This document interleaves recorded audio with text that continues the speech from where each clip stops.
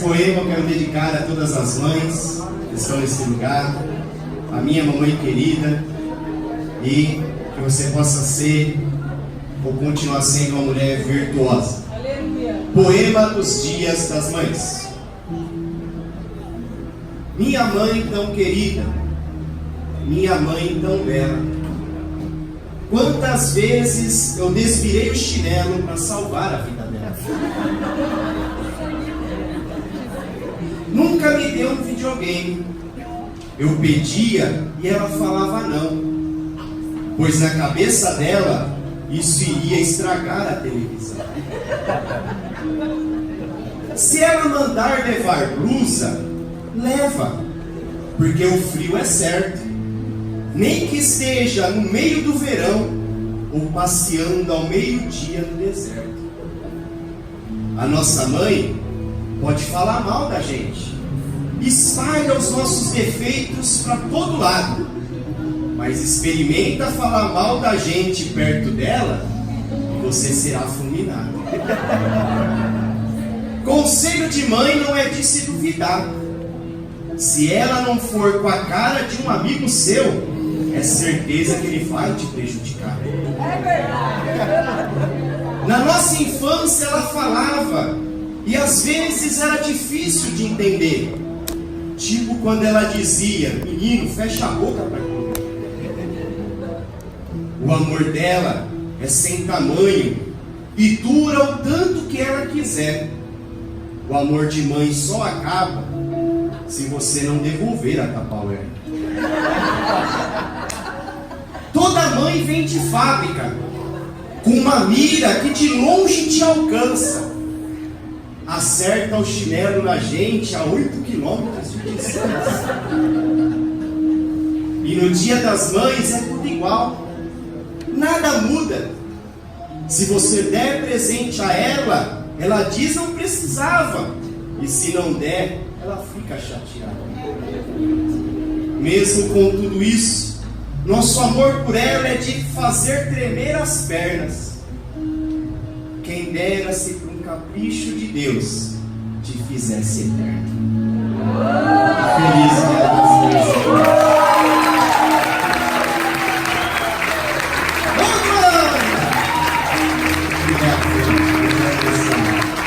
Aleluia! Glória a Deus. Deus é maravilhoso, né? Deus é bom. E eu louvo a Deus por cada uma das nossas mães. Glória a Deus. Deus é fiel. Irmãos, hoje nós estaremos encerrando, esta sequência de sermões e mensagens intitulada As 7 Igrejas do Apocalipse. E hoje nós vamos ver a 7ª e última igreja, a igreja de Laodiceia. Por isso convido a você a abrir a sua Bíblia em Apocalipse, capítulo de número 3, a partir do versículo 14.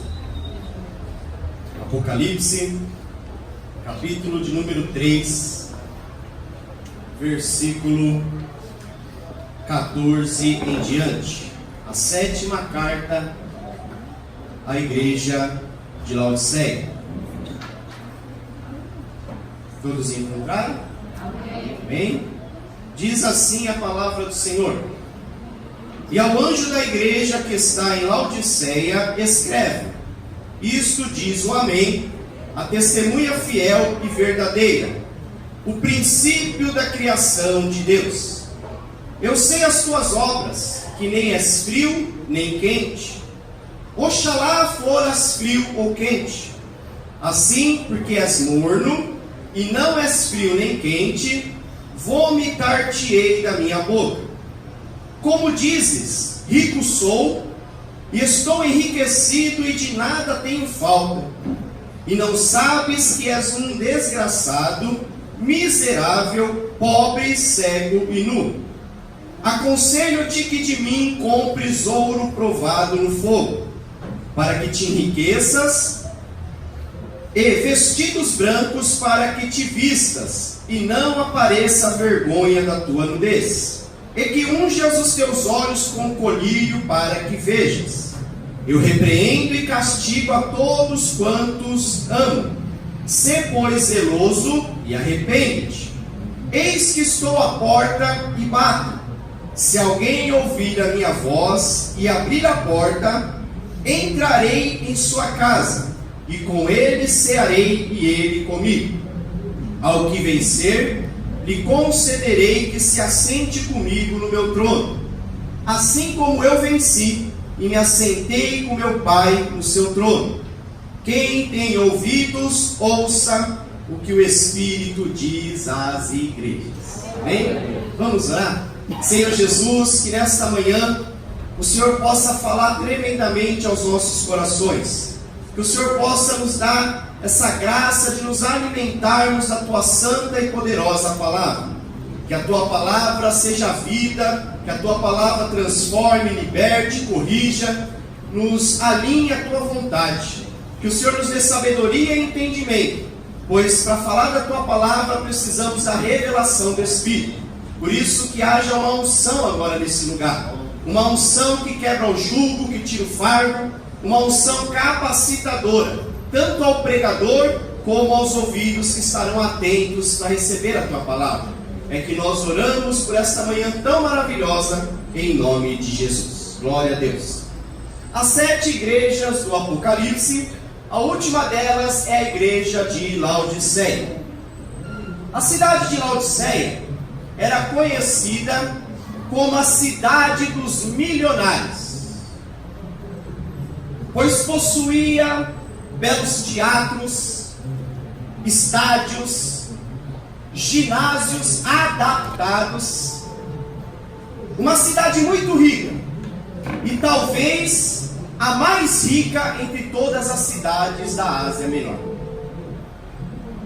Laodiceia, ela foi fundada no ano 250 depois de Cristo, pelo governador sírio chamado Antíoco II. E o nome dessa cidade é em homenagem à sua esposa, chamada Laodice. Então o governador, ao fundar essa cidade, ele homenageou a sua querida esposa Laodice. Por isso o nome da cidade, Laodiceia. E é dentro desse contexto, de uma cidade rica, talvez a mais rica entre todas elas, é que viviam os crentes de Laodiceia. A igreja de Laodiceia, ela foge totalmente dos padrões das demais igrejas estudadas até aqui. Exemplo, das 7 igrejas do Apocalipse, apenas 2 receberam somente elogios.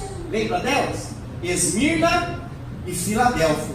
Foram apenas as únicas 2 igrejas que só receberam elogios de Jesus. Elas não receberam nenhum tipo de crítica, nenhum tipo de correção, só elogios. Das outras 5 que restaram, 4 delas, que é Éfeso, Pérgamo, Tiatira e Sardes, receberam também elogios. Mas Jesus também os criticou por alguns defeitos que haviam dentro da igreja. Então Jesus enaltecia a qualidade dessas igrejas, mas também corrigia ou trazia à tona alguns problemas que a igreja estava enfrentando.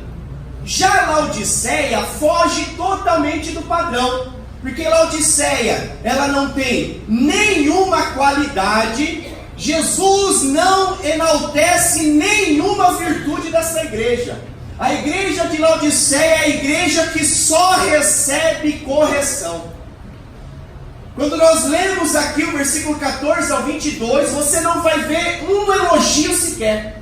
Você não vai ver uma virtude sendo destacada por Jesus. A igreja de Laodiceia é a igreja que só recebe críticas do Senhor.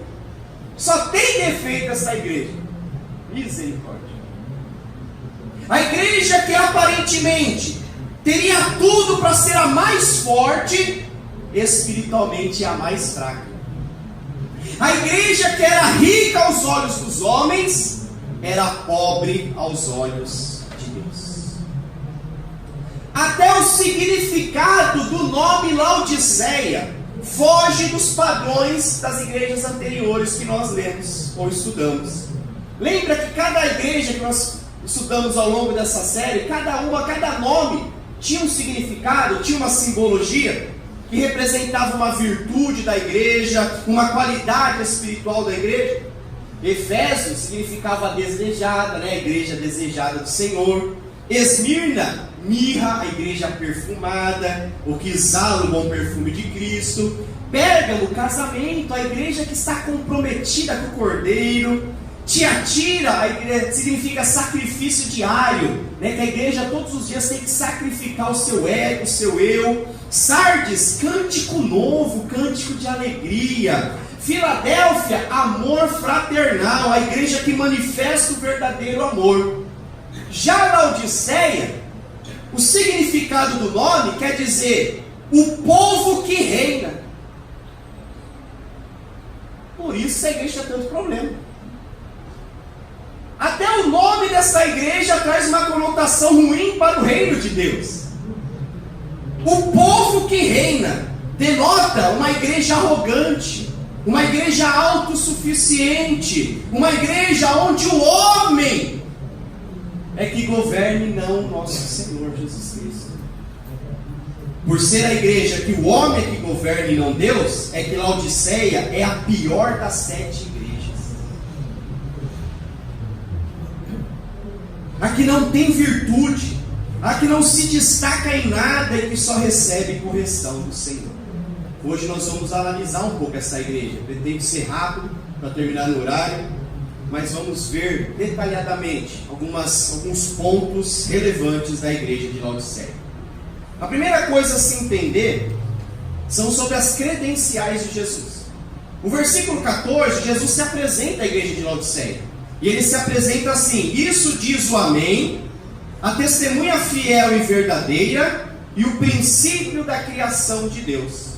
Olha as credenciais de Jesus. Ele é o Amém, ele é a testemunha fiel e verdadeira e ele é o princípio da criação de Deus. O que é ser o Amém? Amém quer dizer assim seja. Então quando você diz Amém, você está concordando, você está dando uma última palavra de concordância. Amém é assim seja. E o Senhor Jesus tem que ser o amém da vida da igreja. A última palavra é dele. Quem ordena é ele. Quem determina é ele. A vontade que deverá ser feita é a dele. Por isso o cuidado que nós, liderança, temos, e glória a Deus que essa igreja tem esse cuidado, de nós estarmos buscando sempre a vontade do Senhor. Nada nessa igreja é feita por vontade de homens, nada neste lugar é decidido por vontade humana, mas é buscado a presença de Deus, a vontade do Senhor, para que tudo que nós fazemos como igreja, e tudo que nós já fizemos até o dia de hoje, como pastores, governo, liderança, nós tivemos o amém de Jesus para fazer. Ele é o amém da igreja. E parece que os irmãos da igreja de Laodiceia haviam se esquecido que Jesus é o Senhor e o amém. A igreja já não orava mais para tomar decisão, não se buscava mais a vontade de Deus, e se fazia aquilo que era segundo a vontade de cada um deles. Então a importância de nós entendermos que Jesus é o amém da vida da igreja. Mas ele também é a testemunha fiel e verdadeira. O que quer dizer a testemunha fiel e verdadeira? Aqui está sendo revelado o caráter santo de Jesus. Ele é fiel e verdadeiro. É caráter. O nosso Deus é fiel e verdadeiro.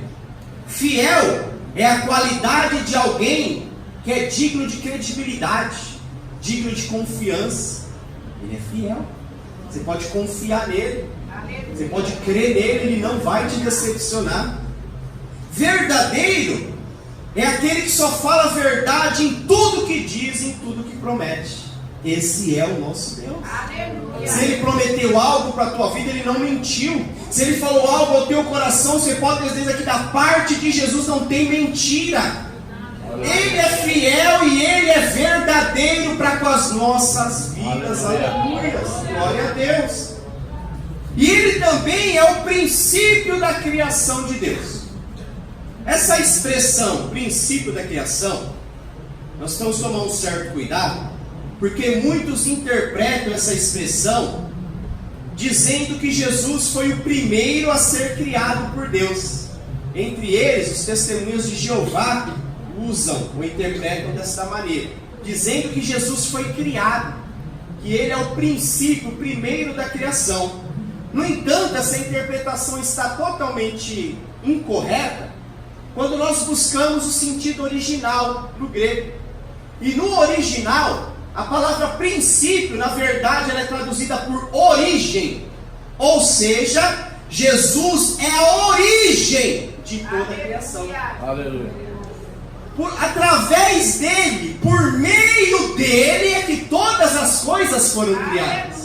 Jesus nunca foi criado, irmão. Jesus, ele não teve o início, ele não teve o começo, ele é eterno. Ele sempre esteve lá, diz a palavra do Senhor. Então, o princípio da criação não quer dizer que ele foi o primeiro a ser criado, e sim que a partir dele, através dele, por meio dele, todas as coisas foram criadas. Nós podemos saber disso quando nós olhamos, por exemplo, o Evangelho de João, capítulo 1. Evangelho escrito por João, capítulo 1. Os 3 primeiros versículos diz assim, acompanha aí. No princípio era o verbo estava com Deus, o verbo era Deus. Ele estava no princípio com Deus, olha só. No começo de todas as coisas, ele já estava lá. Eternidade. Todas as coisas foram feitas por ele, e sem ele nada do que foi feito se fez. Jesus é eterno. Outro texto que confirmará a eternidade de Jesus é Colossenses capítulo 1. Depois de 1 e 2 Coríntios, Efésios, Filipenses, Colossenses capítulo 1, versículo de número 15. Diz assim a palavra do Senhor: o qual é a imagem do Deus invisível, falando de Jesus. Aí aparece essa expressão de novo, o primogênito de toda a criação, ou seja, a origem de toda a criação. Versículo 16: porque nele foram criadas todas as coisas que há nos céus, na terra, visíveis e invisíveis, seja tronos, seja dominações, sejam principados, seja potestades, tudo foi criado por ele e para ele. E ele é, olha só, eternidade aqui, e ele é antes de todas as coisas, e todas as coisas subsistem por meio. Então, quando a Bíblia diz que ele é o princípio da criação, quer dizer que tudo vem dele, tudo partiu dele, foi por intermédio dele que as coisas foram criadas. Segunda coisa que nós temos que aprender com a igreja de Laodiceia.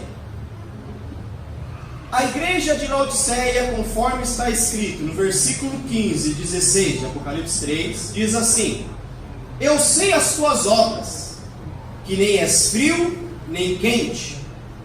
Oxalá, esse oxalá não é de saravá, mas é quem dera, né? Uma linguagem antiga. Quem dera fosses frio ou quente. Assim, porque és morno e não és frio nem quente, vomitar-te-ei da minha boca. Um dos grandes defeitos da igreja de Laodiceia é que Laodiceia era uma igreja morna. E ser morno à luz da palavra de Deus é um problema sério. Ser morno é não ser nem frio e nem quente. É estar no meio termo, né? O morno é o meio termo entre o frio e o quente. Ser morno à luz da palavra de Deus é estar em cima do muro. E nós já ouvimos centenas de pregações nesse lugar dizendo que estar em cima do muro é algo que não agrada o Senhor, que o muro não é de Deus. Ser morno é estar com um pé no mundo e o outro pé na igreja. Ser morno é não ter convicção e certeza, é estar dividido em suas opiniões e crenças. Isso é ser morno. É a pessoa que não sabe o que quer. Ser morno, ou quem é morno, não sabe o que quer, nem quem ele é em Cristo, e nem sabe para onde vai. A condição de alguém morno é a condição de alguém indeciso, de alguém que está em cima do muro, que ainda não se decidiu, ou não optou por uma decisão na sua vida. A cidade de Laodiceia, e aqui está o porquê que Jesus usa essa expressão, não é nem frio nem quente, é morno. Olha de onde Jesus tirou isso. A cidade de Laodiceia, apesar de ser uma cidade muito rica, ela não possuía suprimentos de água própria. Ela dependia de que outras cidades suprissem a ela essa necessidade de água. A cidade de Laodiceia não tinha água própria, precisava que outras cidades suprissem isso. E as cidades que supriam água para Laodiceia eram duas cidades que ficavam vizinhas a ela. Era a cidade de Hierápolis e a cidade de Colossos. Então, Laodiceia ficava no meio de duas cidades, Hierápolis e Colossos. E essas duas cidades construíram aquedutos, encanamentos, para poder suprir a necessidade de água para a cidade de Laodiceia. As águas da cidade de Colossos, elas eram conhecidas naqueles dias por serem muito geladas, muito frias, e eram águas consideradas boas para serem consumidas. Então, as pessoas iam até a cidade de Colossos para poder coletar dessa água, beber da água da cidade de Colossos, que era muito gelada e boa para ser bebida, boa para ser consumida. Já a água, ou as águas da cidade de Hierápolis, eram águas termais, eram águas quentes. E as pessoas iam até Hierápolis para poderem ter contato com essa água quente, porque se dizia que elas tinham propriedades medicinais. Então as pessoas iam até as águas quentes de Hierápolis para se banharem, e dizia que melhorava problemas de ossos, artrite, reumatismo, essas coisas todas. Então veja bem, nós temos a cidade de Colossos, que tinha uma água gelada e boa para beber, e tínhamos a água de Hierápolis, água quente, boa para fins medicinais. Essas duas águas percorriam longas distâncias por dentro dos aquedutos e chegavam à cidade de Laodiceia. Só que o que acontecia? Como tinham que essas águas viajavam longos quilômetros até chegar à cidade de Laodiceia, elas não chegavam nem frias e nem quentes, elas chegavam mornas. E dizem alguns estudiosos que as pessoas que se atreviam a beber daquela água passavam mal e vomitavam. Porque ninguém consegue beber água morna. A não ser uns doidos aí que fazem umas dietas esquisitas. Mas beber água morna é horrível, é desagradável. Então, as águas de Laodiceia não eram nem quentes nem frias, eram mornas. E por isso, dessa forma, a igreja de Laodiceia, espiritualmente falando, era uma igreja que não oferecia nem refrigério para o cansaço espiritual e nem cura para os doentes. Porque espiritualmente falando, se ela é fria, ela vai alimentar, refrigerar a alma dos abatidos. Se ela é quente, ela vai curar os enfermos. Mas para não ser nem fria nem quente, ela não serve nem para saciar a sede de quem está cansado espiritualmente e nem para curar os seus enfermos. Ou seja, era uma igreja totalmente ineficaz, uma igreja desagradável aos olhos do Senhor. As águas mornas de Laodiceia não serviam para nada e só causava ânsia de vômito. Então Jesus está falando de uma igreja que, apesar de ser igreja, não estava cumprindo o seu propósito de igreja, que era trazer refrigério ao abatido e curar o enfermo. Era uma igreja que não estava cumprindo a sua missão na terra. Uma igreja sem graça, uma igreja apática, uma igreja que só tinha nome, mas não supria a necessidade espiritual daqueles que a procuravam. Ser morno é isso, irmãos. É ser igreja que não cumpre o seu propósito. E Deus chamou a igreja do Jardim Elba para um propósito. E esse propósito é de nós saciarmos a sede do abatido e de curarmos os enfermos espiritualmente. Aleluia. Que nós possamos não ser mornos, mas possamos suprir a necessidade espiritual das pessoas que a nós vêm, daqueles que entrarão por essas portas cansados espiritualmente, enfermos, doentes, precisando de cura, de libertação, de restauração. E ao chegar neste lugar, a igreja tem que ter essa graça de Deus para agir na vida dessas pessoas e restaurá-las através daquilo que o Senhor confiou a nós. Ser igreja morna como Laodiceia é ser uma igreja que não está cumprindo as suas funções corretamente. A questão de ser morno, de não ser nem quente nem frio, também está relacionado a uma discussão interessante, que é a questão do equilíbrio versus ser radical. Isso também é um assunto que Jesus está tratando aqui. Equilíbrio versus ser radical. Irmãos, nós sabemos que em muitas áreas da nossa vida precisamos ser equilibrados, não é verdade? O equilíbrio se faz necessário e é muito importante. O equilíbrio ele é importante em muitas situações.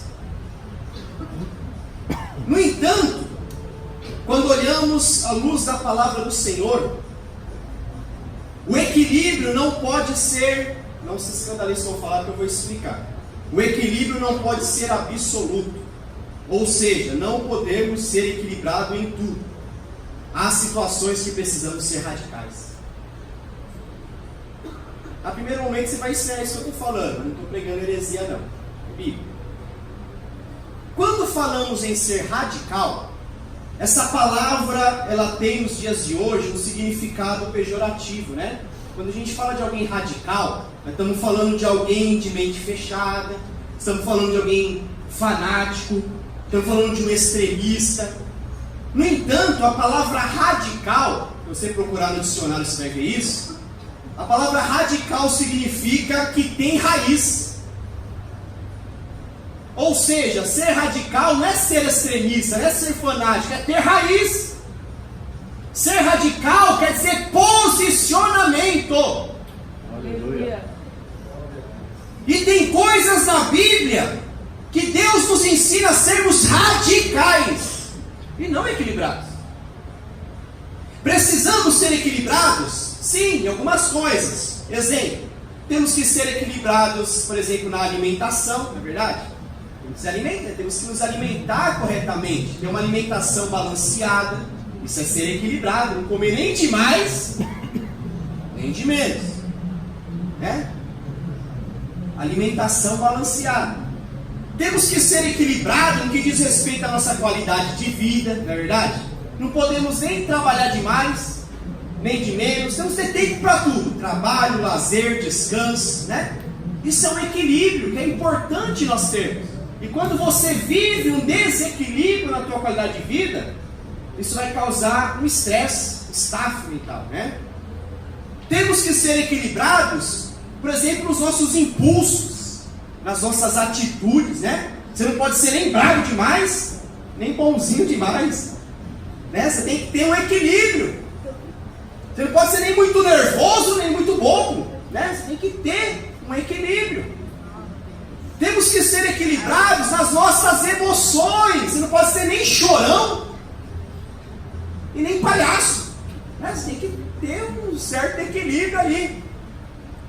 No entanto, a Bíblia nos ensina que em outras situações precisamos ser radicais. Quais são elas? Temos que ser radical com relação ao pecado. Você não pode ser equilibrado com o pecado. Eu faço um pouquinho, depois peço perdão um pouquinho. Não. Com relação ao pecado, a Bíblia nos ensina a ser radical.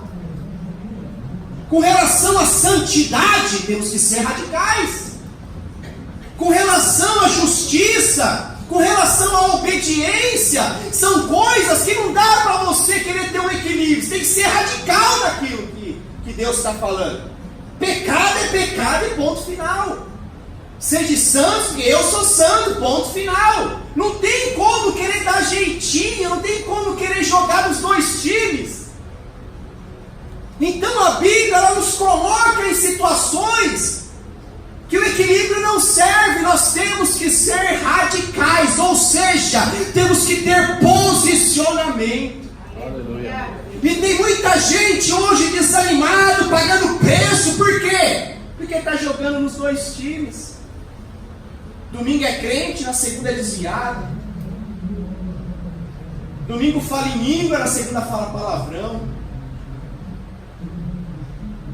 Irmãos, tem coisa na Bíblia que não dá para você querer balancear, deixar a balança igual. Tem que ser radical. O que é e pronto, acabou, não tem conversa. Que possamos ter o discernimento dessas coisas. Quando em 1 Reis capítulo 18, o profeta Elias vai até o Monte Carmelo desafiar os profetas de Baal. No versículo 21, antes dele fazer o fogo cair do céu lá e toda aquela coisa que aconteceu lá, Elias se vira para o povo e diz assim: até quando vocês cochearão entre dois pensamentos? Se o Senhor é Deus, seguiu. Se é Baal que é Deus, segue ele. E o versículo termina dizendo assim: e o povo não lhe respondeu nada. Ou seja, o povo estava dividido. Adoravam a Deus, mas adoravam a Baal também. Serviam a Deus, mas serviam a Baal. Então note que Elias, ele confronta o povo de Deus a tomar um posicionamento. Ele confronta aquele povo que estava equilibrado na sua fé a serem radicais e escolherem quem era o Deus que eles serviam. Ou é Deus ou é Baal, irmão. Não dá para servir os dois. Então perceba que a Bíblia nos chama, com relação à nossa fé, a sermos radicais. Em quem você crê, meu irmão? Quem é o teu Deus? Nós não podemos cochear. Cochear quer dizer mancar entre dois pensamentos. Ou é uma coisa ou é outra. Jesus em Mateus capítulo 24, aliás, capítulo 6, versículo 24, ele diz: ninguém pode servir a dois senhores. Por quê? Porque ou você vai agradar mais a um e menos ao outro. Você vai servir mais a um, menos ao outro. Você vai se dedicar mais a um e menos ao outro. Ele termina dizendo assim: não dá para servir a Deus e a Mamon ao mesmo tempo. Ou serve a um ou serve a outro. Note, Jesus chamando a gente para sermos radicais, termos um posicionamento dentro da palavra, diante de assuntos espirituais que nós não podemos dividir os nossos pensamentos. Ou você é uma coisa ou você é outra. Em 2 Coríntios capítulo 6, verso 14, Paulo vai dizer que luz e trevas não se combinam, não se misturam, não tem comunhão entre luz e trevas. Ou seja, irmãos, para que você entenda o que eu quero dizer, com relação ao reino de Deus, não existe meio termo. Ou você é, ou você não é. Com relação ao reino de Deus, ou você é luz, ou você é trevas. Aleluia. Ou você é igreja, ou você é mundo. Ou você é ovelha, ou você é bode. Jesus não dá meio termo. Ou é céu, ou é inferno. Ou é Deus, ou é o diabo, ou é a verdade ou é a mentira. E Jesus disse, ó, sim, sim, não, não, que passar disso é do diabo. Aleluia. Não tem meio termo. No reino de Deus não tem talvez. Ou é sim, sim, ou é não, não, meu irmão. Talvez não exista. Essa palavra não exista no reino dos céus. Posicionamento. Criar raízes. Vestir a camisa. Abraçar a causa. Tá firme. Meu irmão, se você está aqui nessa igreja até o dia de hoje, é porque aqui Deus tem uma obra na tua vida. É esse o lugar que Deus escolheu para você estar. Tem defeitos? Tem erros? Tem, mas Deus está nesse lugar. O que falta em cada um de nós nos dias de hoje é posicionamento.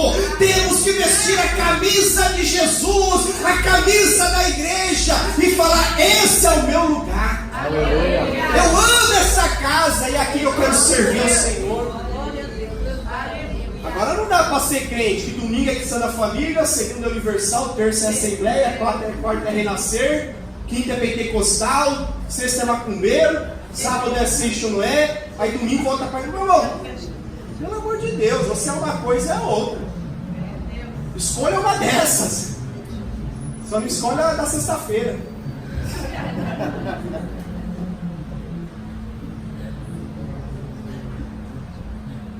Precisamos nos posicionar.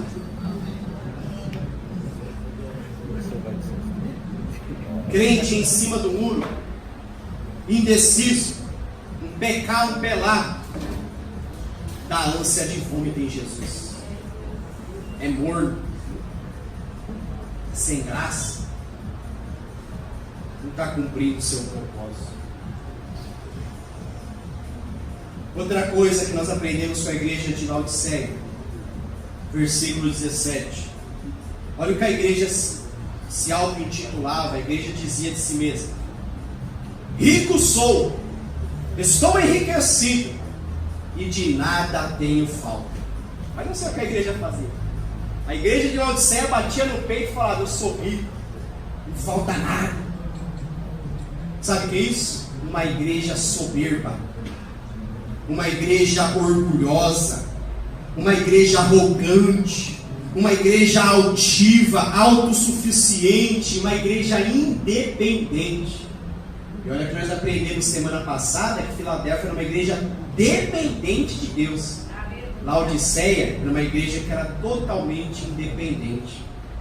Quando eles dizem, rico sou, tenho fartura e de nada tenho falta, eles estão mostrando claramente que a sua confiança não estava no Senhor, mas que a sua confiança estava nas suas riquezas.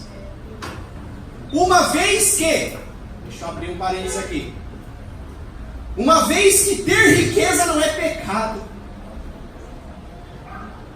Você acha que é pecado, dá para mim. Eu administro bem isso aí para você. Ter riqueza não é pecado, irmão. O pecado é confiar na riqueza. 1 Timóteo capítulo 6, verso 10 diz que o amor ao dinheiro, o amor, não é o dinheiro. Dinheiro é uma bênção.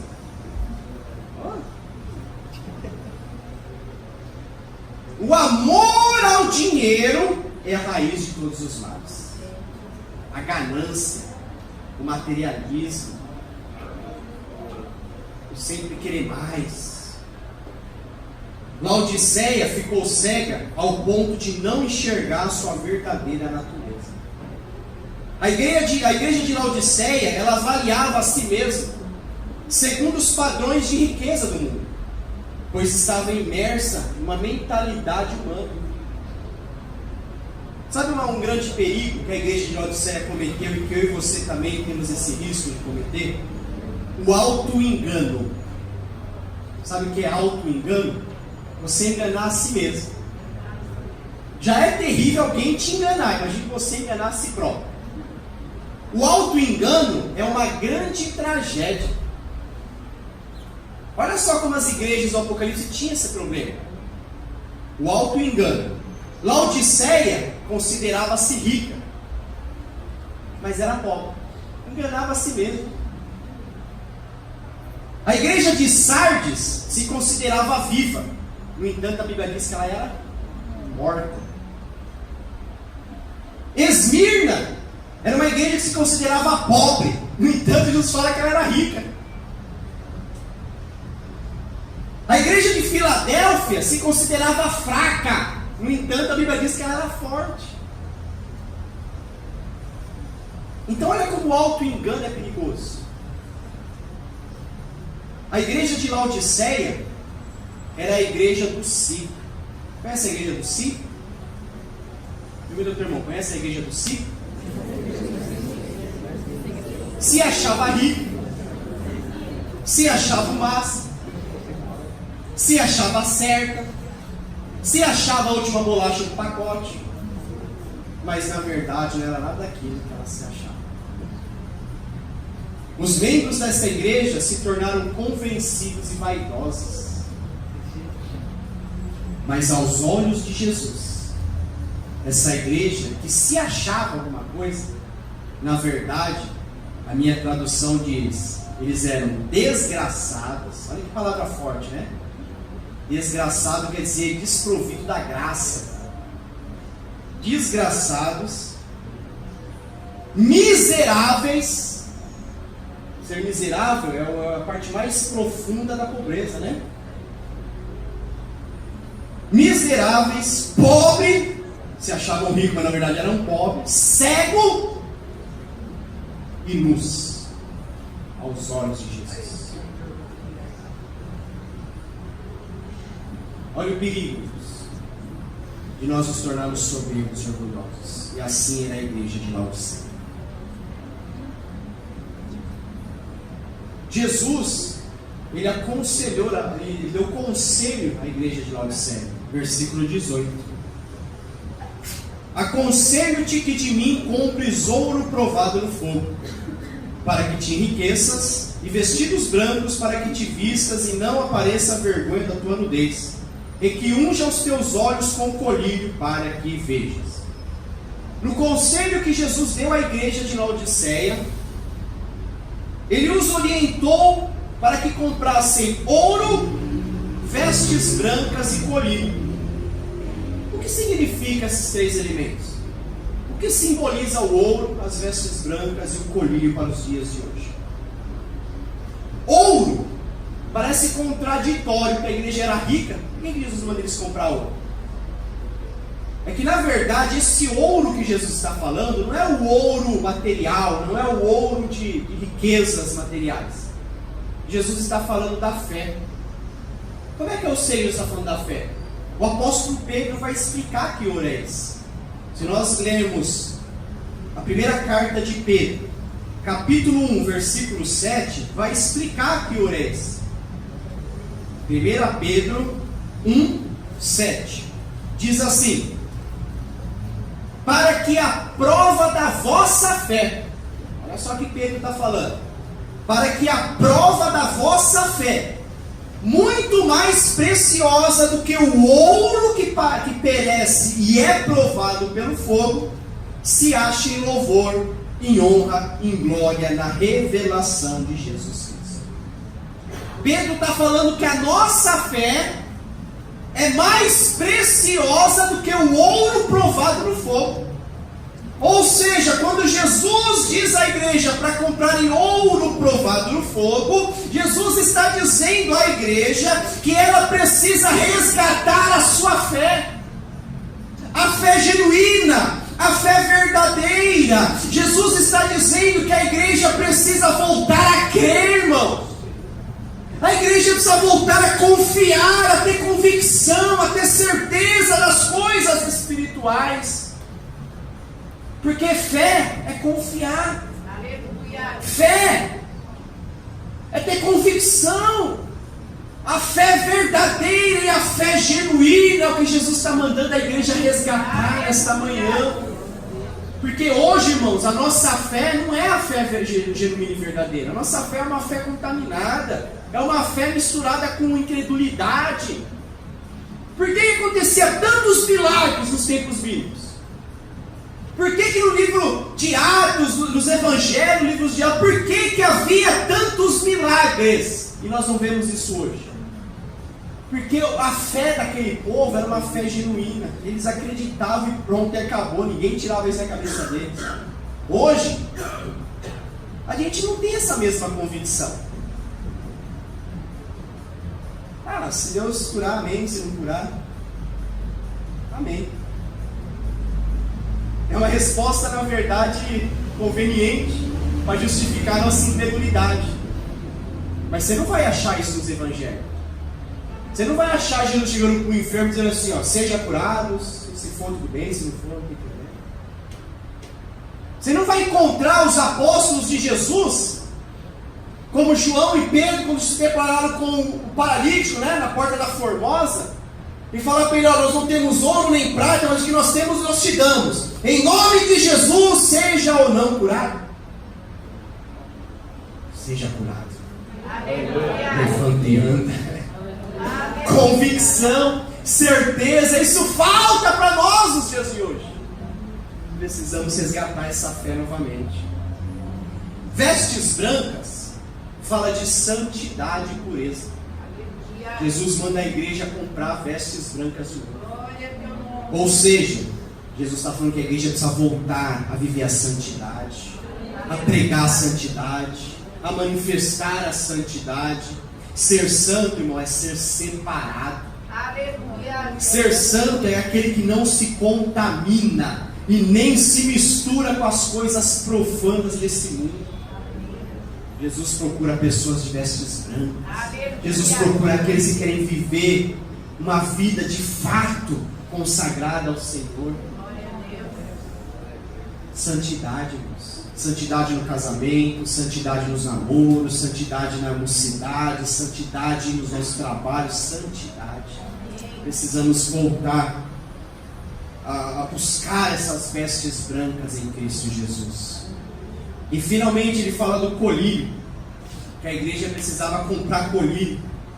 Colírio é o que nós usamos para limpar os nossos olhos, Ungir os nossos olhos com o colírio do Senhor, para nos curar da cegueira espiritual que muitos se encontram hoje em dia.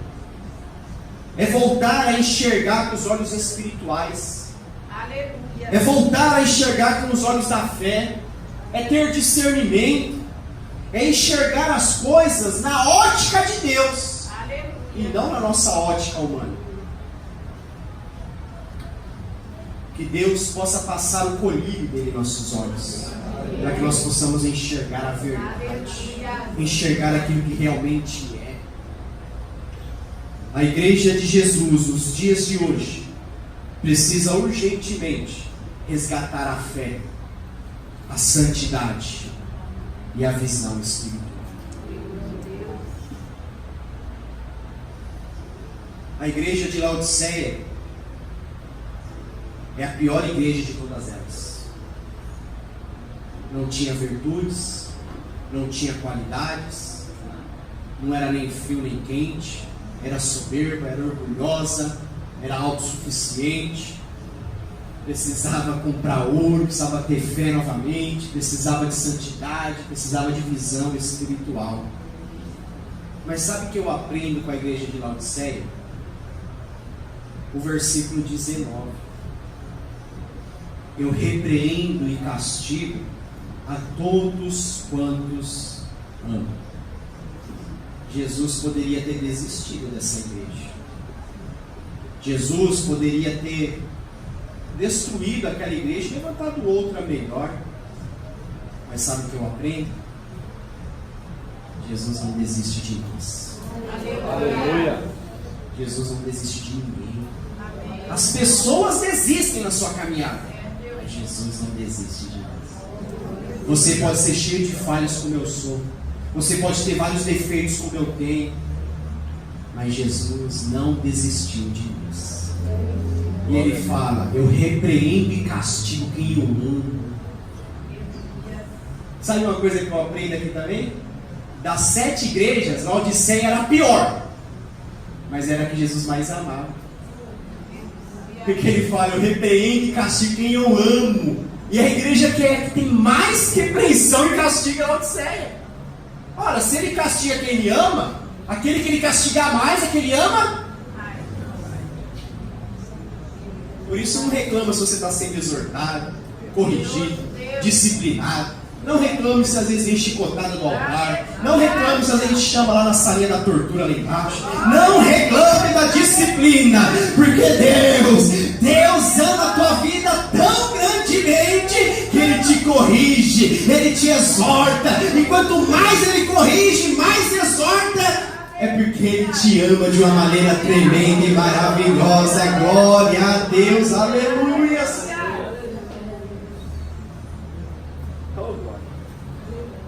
Eu tive o privilégio de ser o filho mais velho. Quem é que é filho mais velho? Glória a Deus. Primogênito tem a bênção dobrada. Aleluia. Verdade, a luz da Bíblia, primogênito tem dobro. Eu tive esse privilégio de ser o filho mais velho. Hoje de manhã, mandando uma mensagem para minha mãe. Hoje eu não vou poder ir lá, que ela vai trabalhar. Eu não vou vê-la hoje. Mandei uma mensagem das mães, né? Obrigado, mãe, tá? Obrigado pelo seu homem que eu sou hoje, graças à senhora. E ela mandou uma mensagem, tá gravado, né? Ixi, meus irmãos vão ouvir, vai dar confusão. Ela mandou uma mensagem, né? De resposta. Não, filho, você é o melhor filho do mundo. No entanto, dos três eu fui o que mais apanhei. Rapaz, como eu apanhei. Eu vejo meu irmão mais novo hoje, não passou nem o dízimo do que eu passei, nem 10%. Meu irmão, eu sou do tempo que as coisas eram estreitas em casa. Estou vivo pela misericórdia. Como apanhei. No entanto, hoje eu ouvi que eu sou filho dele. Aleluia. Parece contraditório uma coisa da outra, né? Mas não é. A correção, eu falei isso semana passada, a correção, a exortação é a maior expressão de amor. Porque é o que produz mudança, é o que produz caráter, é o que produz transformação. Meu irmão, pai, mãe que passa a mão, fala direito hoje, na cabeça dos teus filhos vai dar problema. Correção, exortação é importante. Deus corrige a quem Ele ama. E o texto diz, ser zeloso e arrependa-te. Sabe o que é ser zeloso? Volte a ser cuidadoso. Volte a ser temeroso pelas coisas do Senhor. E arrependa-te. Arrependa-te. Precisamos, sabe o que, irmãos? Olha que absurdo na igreja de Laodiceia. Isso é um absurdo. Precisamos deixar Jesus entrar na igreja de novo. Olha o versículo 20, irmãos. Que terrível isso. Eis que estou à porta e bato. Se alguém ouvir a minha voz e abrir a porta, eu entrarei em sua casa e com ele cearei e ele comigo. Esse versículo não é para quem não conhece a palavra. Esse versículo não é para o ímpio, não é para o mundo. Esse versículo Jesus está falando com a igreja. Ou seja, Jesus está falando assim, eu estou do lado de fora da igreja. Eu preciso bater na porta para entrar no lugar que é meu. Irmãos, a gente só bate a porta para entrar quando a porta está fechada. Se a porta está aberta, não precisa bater para entrar. Jesus está falando que a porta da igreja está fechada, Ele está do lado de fora da igreja, da casa dele, do lugar que é dele. Misericórdia, Pai. Como é que nós podemos deixar Jesus do lado de fora? Se Ele é a razão de nós estarmos aqui. Isso quer dizer o que, irmãos? Quer dizer que todos os cultos da igreja de Laodiceia não valia de nada, porque o principal não estava na igreja. Os louvores que Laodiceia cantava não valia de nada, porque o principal não estava na igreja para receber. E quantas vezes nós deixamos Jesus de fora em tantas coisas na nossa vida, nas nossas escolhas, nas nossas decisões, mas Ele quer entrar, irmãos. Ele quer entrar. Tanto é que Ele bate na porta. Se Ele não quisesse entrar, se Ele desistisse de nós, Ele pegava e ia embora, virava as costas. Mas Ele está do lado de fora, batendo na porta da igreja. Abre a porta para mim de novo. Aleluia. Igreja, deixa eu entrar, deixa eu reinar, deixa eu tomar a direção da tua vida. Deixa eu cumprir a minha obra. Deixa eu assumir as rédeas. Oh, aleluias. Igreja que não tem Jesus não é igreja, irmãos. É um lugar qualquer que perde um tempo qualquer, cantando uma música qualquer, pregando uma palavra qualquer, porque não tem o principal, que é a rocha, que é o alicerce, que é a base da igreja, que é o cabeça do corpo, que é Jesus. Jesus quer entrar. Oh, glória, que nós possamos ser uma igreja que Jesus não esteja do lado de fora, mas que Jesus esteja do lado de dentro. Senhor, toma o teu lugar nas nossas vidas. Senhor, toma o teu lugar na nossa família. Toma o teu lugar na vida da nossa igreja. Senhor, Tu és Deus nesse lugar. Os nossos louvores não farão sentido se o Senhor não estiver aqui. A nossa pregação não fará sentido se o Senhor não estiver aqui. O nosso ministério não fará sentido se o Senhor não estiver aqui. O meu ministério pastoral não faz sentido se o Senhor não estiver aqui. Porque o Senhor tem que estar aqui. Aleluia. Oh, glória a Deus. Ele tem que estar em cada decisão que tomamos, em cada escolha que fazemos, em cada situação que nós estamos envolvidos. Ele tem que estar. Porque se Ele não estiver, não somos igreja. Oh, aleluia. Glória a Deus. Quem vencer a promessa dele vai se assentar com ele no trono. Aleluia. Se assentar com Jesus no trono mostra o amor imenso de Deus por aqueles que se arrependem. O desejo de Deus de honrar e exaltar aquele que com fé e humildade se arrepender e se humilhar diante dele. Quem tem ouvidos para ouvir, aleluia, ouça o que o Espírito diz. Eu termino perguntando, não à igreja, mas a mim mesmo: a qual dessas 7 igrejas nós nos assemelhamos? Qual dessas 7 igrejas nós estamos vivendo hoje? Somos a igreja de Éfeso, a igreja que perdeu o primeiro amor? Somos a igreja de Esmirna, a igreja que se manteve fiel até o fim? Quem sabe somos a igreja de Pérgamo, a igreja que se tornou mundana, o mundo entrou dentro da igreja.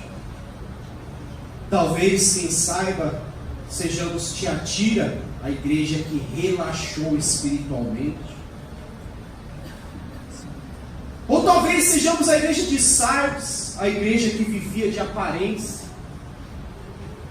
Será que somos Filadélfia, a igreja que dependia totalmente do Senhor?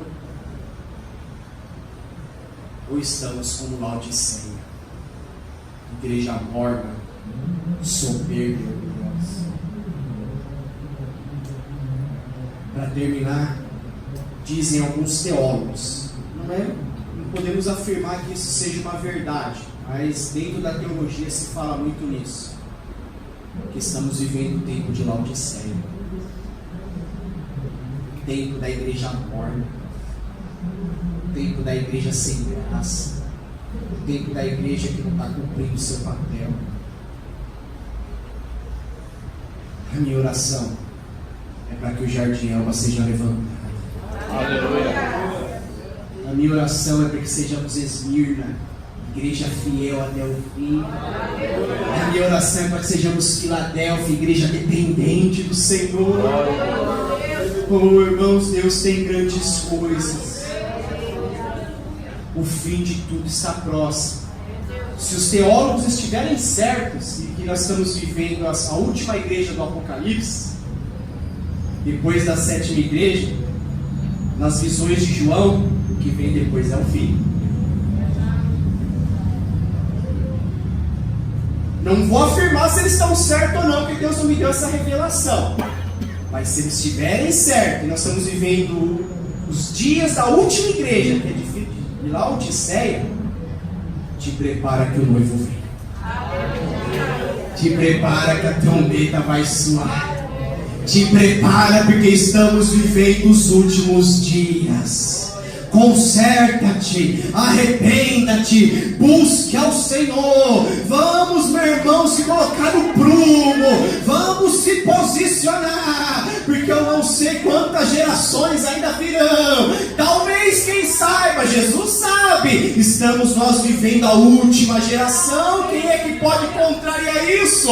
Nós não sabemos. Então, quem tem ouvidos, ouça o que o Espírito ainda diz a igreja.